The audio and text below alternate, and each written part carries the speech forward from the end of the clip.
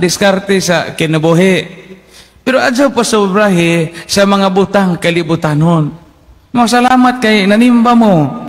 Kamo mga Dios nun din salamat kay kanunay mong gatamod sa inyong obligasyon pagpangita sa pan sa kinabuhi.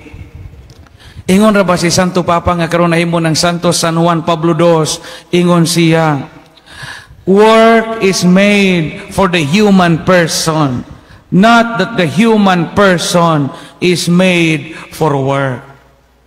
Ang trabaho, ang pagbudlay, ang mga buluhaton nato nagigama aron mabulahan ang tao. Ingon ang Santo Papa kaniadto, si San Juan Pablo II.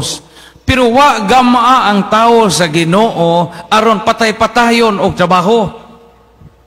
Kung ang imong trabaho mao na makapatay, makahurot sa imong kusog, kung ang imong trabaho makapaladyo na nimo sa Ginoo, kung ang imong trabaho may makapaladyo na nimo gikan sa langit, di na maayo nga work.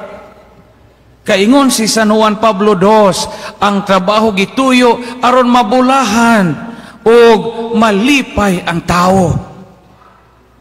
Karon nalipay ba mo sa inyong trabaho? Sa inyong trabaho, kaya lain-lain magtrabaho ani namin mga professionals na apoy gaugmad sa yuta. O ang inyong trabaho inyong gituhan nga makapalangit ninyo. Piskay ng trabaho, trabahoan.